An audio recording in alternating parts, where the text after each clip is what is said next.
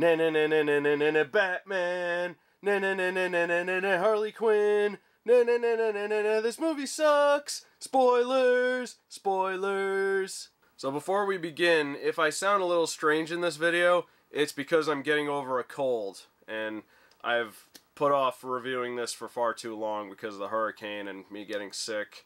So I'm just gonna work through it. As if I haven't had enough bad things happen to me recently.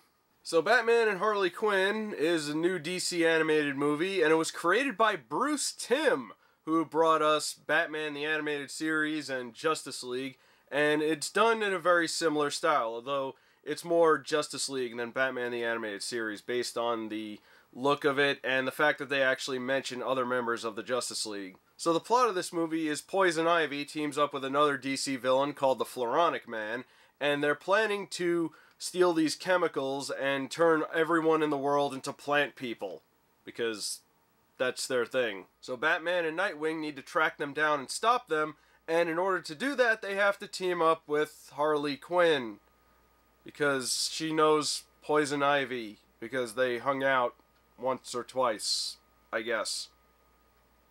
I'm sorry, I just find it really difficult to believe that Batman needs help tracking someone down. As far as the voice cast goes, we got Kevin Conroy and Lauren Lester reprising their roles as Batman and Nightwing from the animated series. However, Harley Quinn is voiced by Melissa Raunch, and I heard a lot of people didn't really care for her voice as Harley Quinn.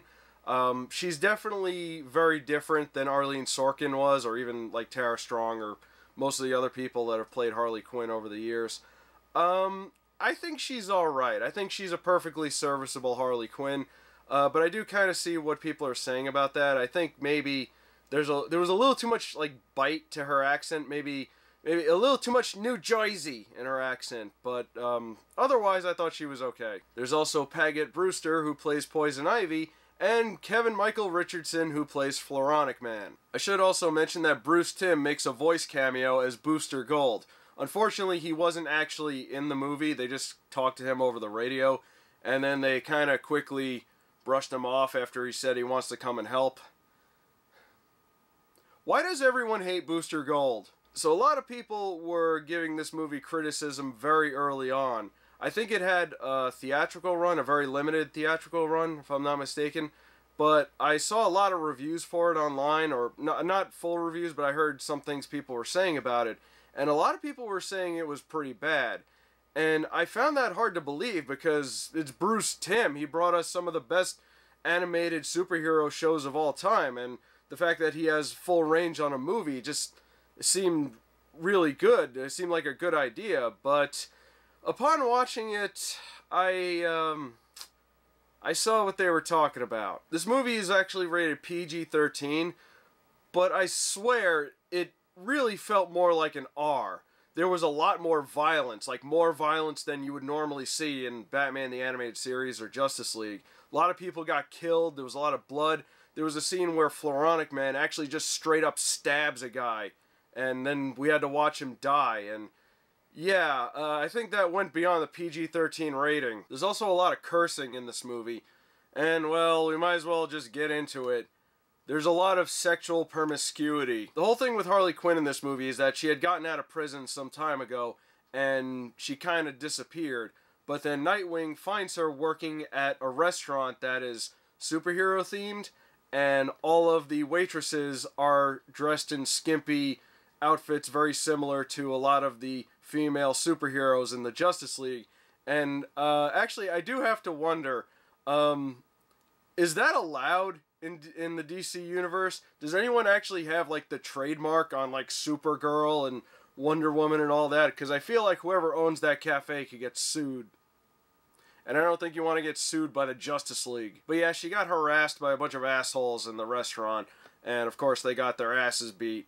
The movie does frown upon that a bit.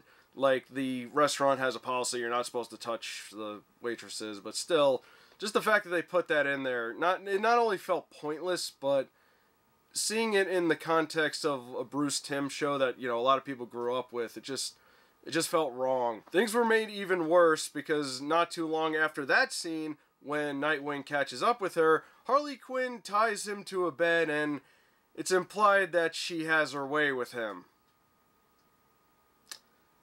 Yeah. You know, even though shows like Justice League had a lot of, you know, adult themes, it was still pretty restricted, and seeing all this stuff in the context of that it didn't feel right. It just felt awkward and dirty. There was also a lot of pointless scenes in this movie when they eventually did convince Harley Quinn to come along.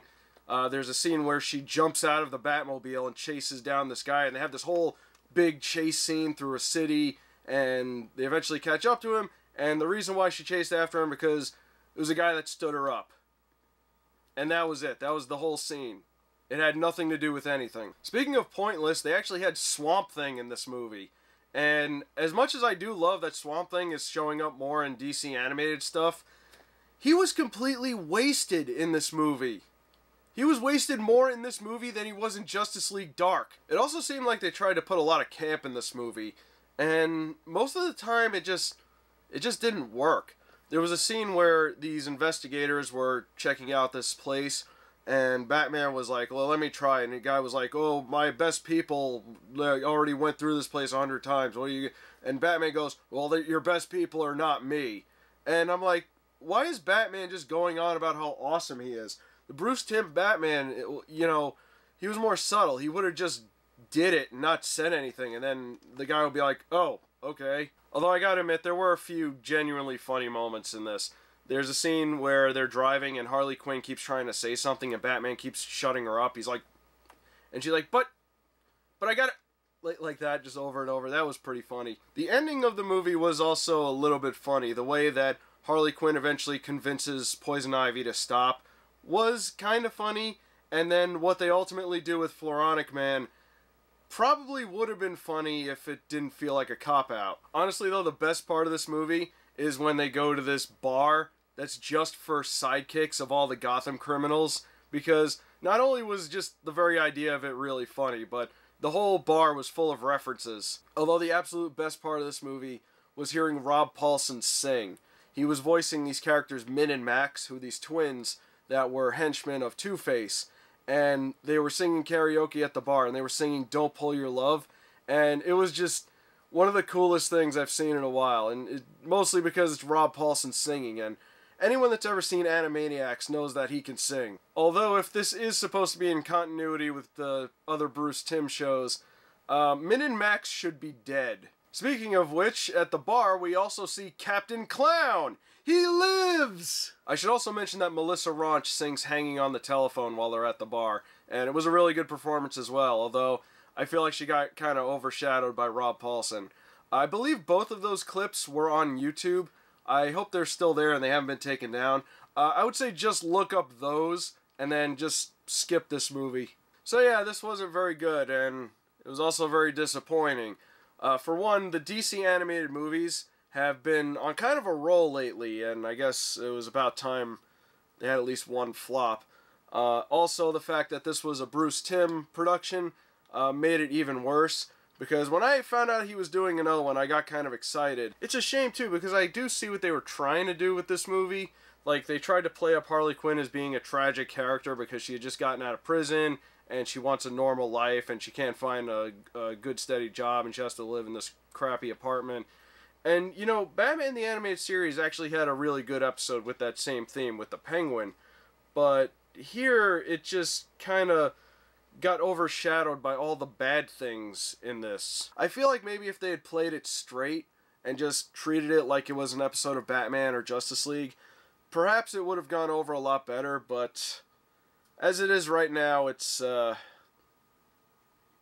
not good. Part of me does kind of hope that maybe they'll give this another try one day, maybe do another animated movie based on a Bruce Timm work and, you know, make improvements over what happened with this. But as for this movie, I hate to say it, but you can skip it. But that's all I got for Batman and Harley Quinn. Leave a comment below and let me know what you thought of it. My name is Rob, and I still feel sick. Don't pull your love out on me, baby.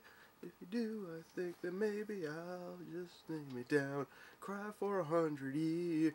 I've literally had that song stuck in my head for weeks.